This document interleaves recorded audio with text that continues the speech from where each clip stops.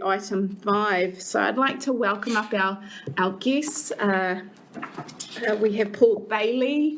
Would you like to bring anyone else up, Paul, or was it just yourself? You'll be okay by yourself? Good boy. So here representing the Wise Water Use Hawke's Bay petition.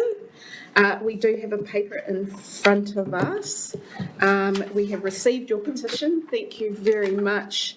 And we have 5 minutes with you, Paul, to give us your presentation or overview before we move on with this item. So tēnā koe and kia ora. Yeah, ka pai. Thank you for accepting the petition, Council. Thank you to all councillors for having a read through of it, and thank you to all those who signed on behalf of Wise Water Use. Really appreciate the input from the members of the public. Look, the question in front of you, I mean, I know you haven't got a paper about it today, but it will be coming at some stage. But we thought we'd get the horse before the cart and actually have this discussion today about Water Holdings Hawke's Bay using the excuse of legal impediment about payment of the science charges. I've been in the collection industry. I was in the collections industry for about 10 years, and part of that role was I used to get and have to review all the disputes that clients had where they had got their lawyers involved, and so I'm pretty familiar with what's going on here, right? So how I see it. So the first question I sort of always ask myself is what was contracted between the parties? So Water Holdings Hawke's Bay, like everyone else, was well aware that there was a legal impediment when they purchased the assets and IP of the Ruataniwha Water Storage Scheme. That's public knowledge, and that was the reason why it was canned by the Regional Council or WHHB to begin with. And Water Holdings Hawke's Bay, of course, also actually agreed, and if you have a look at paragraph 12 there, that the purchaser accepts all ongoing costs associated with the IP and assets, including consent charges. So they agreed at the time they purchased that they were going to pay these things. Now that's an extract from the publicly excluded papers which we obtained under a legoima. And also, one of the things I used to look at was have they already paid some of the bill? Well, Water Holdings Hawke's Bay didn't dispute the science charges that they paid in 2018, 2019, 2019, 2020. So any subsequent claims about non-payment because of impediment, I believe that makes that claim vexatious. It's just not there. So why the payment of the science charges of the $382,946 is fair and reasonable? Now, Water Holdings Hawke's Bay, for some reason claiming they weren't told about the changes to the long-term plan, but they were, and how that was going to be calculated, because that was in the consultation document that you all put out. And the Water Holdings Hawke's Bay, they also had the benefit of being told, just asked to submit on the long-term plan, last long-term plan, by the chief executive at the time, James Palmer. The fact that they didn't avail themselves of that opportunity is their problem. It's not your problem. So there's just a copy of the email which we got through legoima, where James is advising one of the directors, Tim Gilbertson, that the methodology on the changes to the science charge, changes to the science charges are going to happen in the long-term plan and the welcome submission. There's evidence of this sort of stuff going on. And the consultation document that you put out, that the council put out, was very clear how the changes were going to affect consent holders. And there's no excuse for Water Holdings Hawke's Bay not to get out a calculator and work out what the charges were going to be for them. Because there's how you calculate it. That comes out of your long-term plan consultation document. It's pretty straightforward. They know what volumes of water they've got consented. They get a calculator out, plug the numbers in, and away they go. And they go, hang, that's going to cost me a whole lot more. Let's put a submission. Did that happen? No. And the other thing is that, of course, the public has every expectation that this will happen. Everyone has to pay their rates and charges in a timely manner, so why not Water Holdings Hawke's Bay? Why are they an exception? Why are they special? And the other one, of course, is that back August last year, this time last year, you agreed that all charges, all of the current outstanding charges until the end of the current financial year, which is what was that, 30th of June this year, and all outstanding signed charges will be due and liable in total. So they're 2 months overdue from that, from charges that were already 3 years overdue. And regardless of, the other thing about why it's fair and reasonable that this payment is made, regardless of whether Water Holdings Hawke's Bay is able to make use of the consents or not, council staff have to assume that they will be actioned whilst planning for future resource use in Central Hawke's Bay, because they're there and they're still live. And so that puts council staff in a really awkward position of being unable to move forward and adequately plan for the needs of all the Central Hawke's Bay water users. I mean, when I think back to my time on council about the hoo-ha that happened after the dam scheme was, after the Ruataniwha water storage scheme was canned, a lot of that was, it was confusion around what is actually possible in the future and stuff like that. So, and that conversation, we believe is still going on. So where to from here? Now, the regional council, you have your own collection processes that have to be followed. The system to maintain integrity in the eyes of all ratepayers. So you have got a document, which I'll come to, which kind of outlines how you manage your outstanding debtors. And failing to pay within 120 days, the steps should be taken to either place Water Holdings Hawke's Bay into liquidation or accept the surrender of the consents. Now, Water Holdings Hawke's Bay has made an offer a number of different times, and again, it's in emails that we've obtained through Lagunas, to surrender the consents. So it's not something that they're unaware of. And an offer to do that would be much appreciated, and acceptance of that would be much appreciated. But your collection processes are, again, outlined in there. So if you go down to the, I don't know, it's the fourth or fifth bullet, sixth bullet point down, the seventh one, for non-rate debt collection, which is what we're talking about here, you have to apply a similar process when an invoice is raised, sent to the customer, so on and so on. So you're talking about, you send them a couple of letters. Well, there's numerous emails going back and forth between council staff and Water Holdings Hawke's Bay about the outstanding debt. But the one down the bottom, if it becomes overdue by 120 days, the debt will be sent to an external debt collection agency. Debt collection agencies attempt to collect the debt 3 times, and so on. And if you're sending it to a debt collection agency, you're obviously prepared to also take full legal action, which is, like I say, to put the company into liquidation. There shouldn't be any excuse for any delay. I find it remarkable that that we still haven't got a paper in front of us, or you guys still haven't got a paper in front of you to make a decision around this issue. It's pretty clear that you've already got a process about how you should be doing things. I mean, I feel sorry for the new chief executive that he's been handed this issue. It should have been dealt with a number of years ago. It wasn't. But we have, like I say, was it 200? No, whatever the number was of people who ended up getting the petition signed. And I'll table this. There have been some additional signatures coming since we circulated the list to you. So it has gone up. Thanks, Paul. Are we nearly at the end? We're very, very close. Yes. So there's significant public demand that these monies be paid in full. And again, I go back, you made the decision to collect payment in full of all science charges in August 22, and overturning this decision will be a significant public interest when seen against the background of increasing rates bills. I've had a lot of feedback this week about that particular issue. In fact, I had one of my colleagues at work say to me this morning, tell those bastards that they've put my rates up 25%, they need to collect the outstanding debt. Thank you. Thank you, Paul. Really appreciate the time you've come to present to us. I do note there's some references in there about our CEO and his new responsibilities. So if you'd like to quickly comment, Nick. Just to note, look, I think it's really important. We've heard via Mr. Bailey from the community, and thank you for that. There's a decision before the organisation to come, and clearly that will need to take into account council's policies and the Resource Management Act, and that's probably as far as I should comment at this point. Thank you. Well, it's time now to accept and move the petition as it's presented. Can I please have a mover to do that? Thank you, Councillor Williams, and a seconder. Thank you. Councillor Williams, would you like to speak?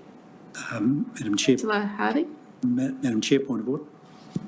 Madam Chair, I'd like to move an amendment to this recommendation, if I could. I'd like to add after the word petition in the recommendation that, sorry, I get to the page here,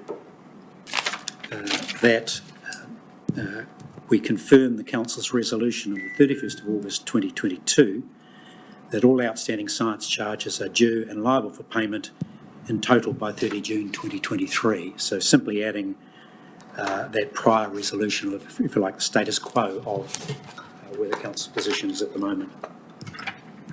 Just a minute. Would you like the correct resolution from that meeting? Because that does not seem to be the correct resolution. Well, no, that's my amendment, is confirms the Council's resolution of 31st of August 2022 that all outstanding science charges are due and liable for payment in total by 30 June 2023. As long as that's the correct wording? No, that's my amendment to this resolution. Madam Chair, what's the existing one at the moment, please? I think it's helpful. Sorry, there's two things here through you, Chair. The existing resolution is just to receive the petition. Yeah. The actual wording of the resolution of the 31st of August last year, 2022, was to defer collection of current outstanding charges until the end of the current financial year, and that all outstanding science charges will be due and liable in total. That's what it says up there. That's what it says up there. Yeah, it's up there.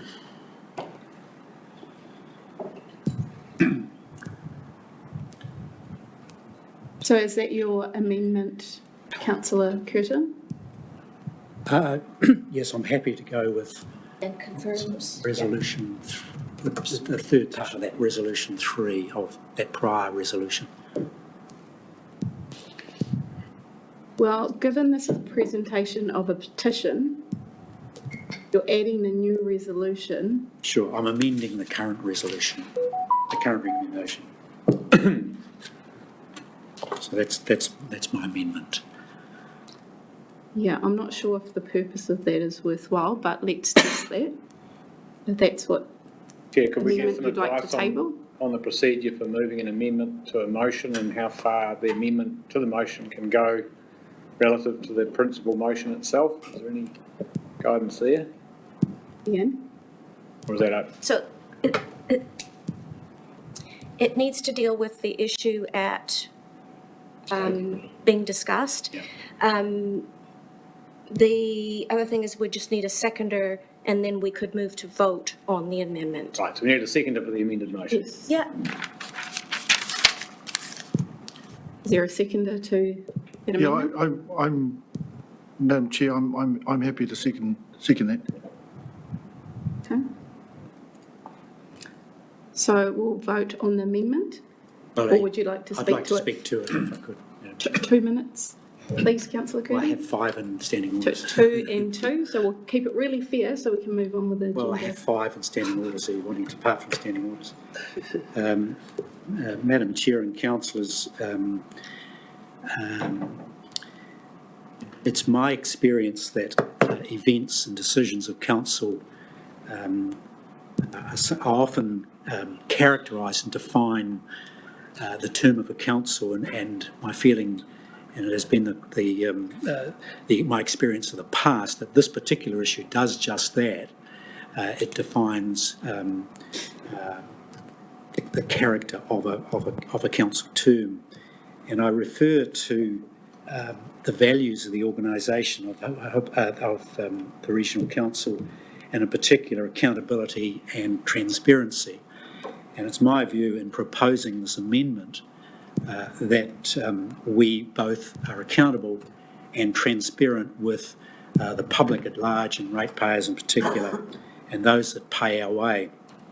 And why I refer to that is that it would be strange indeed if we were to depart from a prior resolution to ensure that these fees and charges were collected and went down another track. So we need to be clear with the public that where we're heading, the reasons for going down a particular direction, but in particular around accountability. My view, Madam Chair, is that the decision to deviate from a prior resolution, in other words, to deviate from collection of these fees and charges, needs to be had around this table. I do not believe for a moment that it's tenable for councillors to defer this decision to the staff, to the Chief Executive in particular.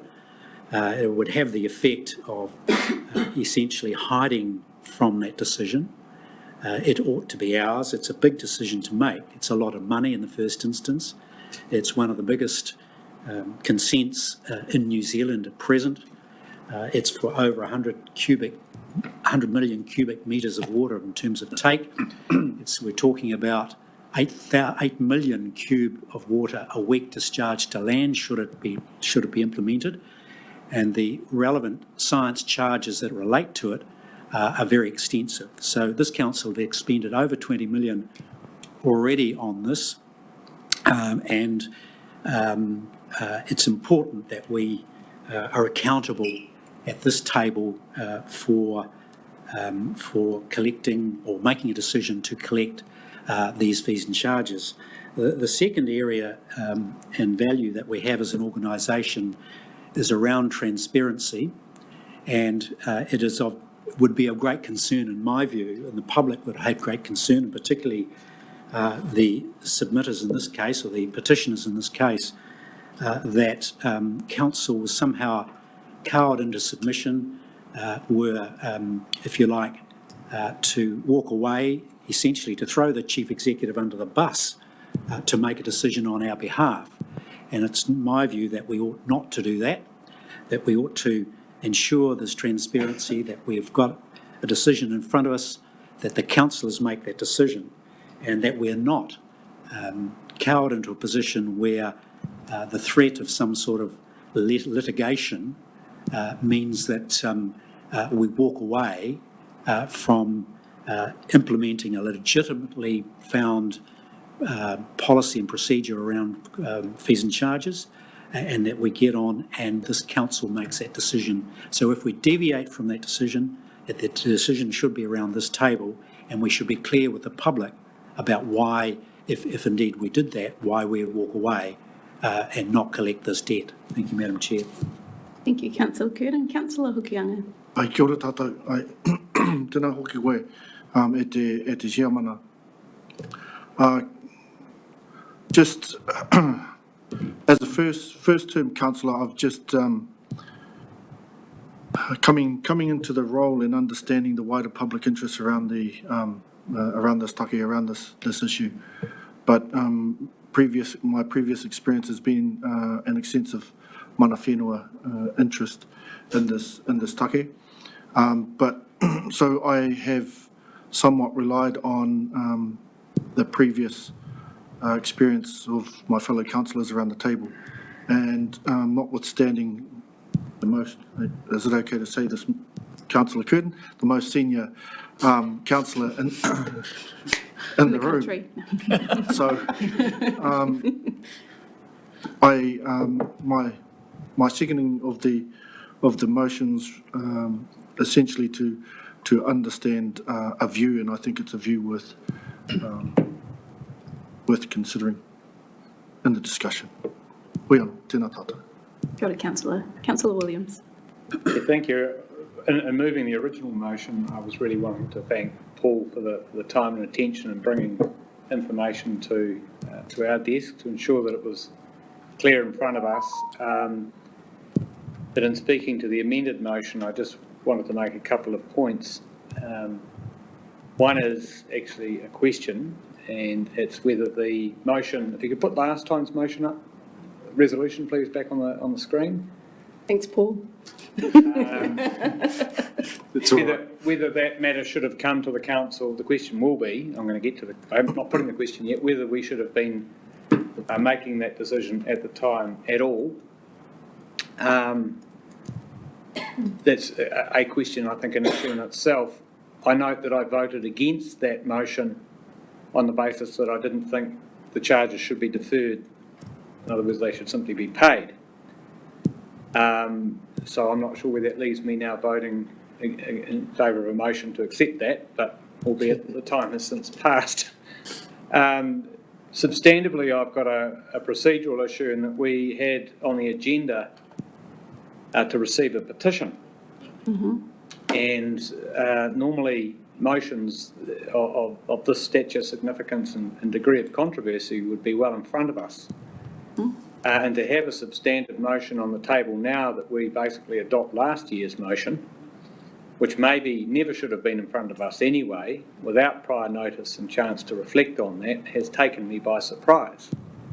And while I have considerable sympathy for some of what Councillor Curtin has shared, not all of it, but some of it, I'm not finding myself in a position where, regardless of the principles at stake, I feel comfortable on voting in it at the back end of a petition. So if this is to come back to us in substantive terms, I might be in a different place. But to return to my question, should this even be in front of us or not?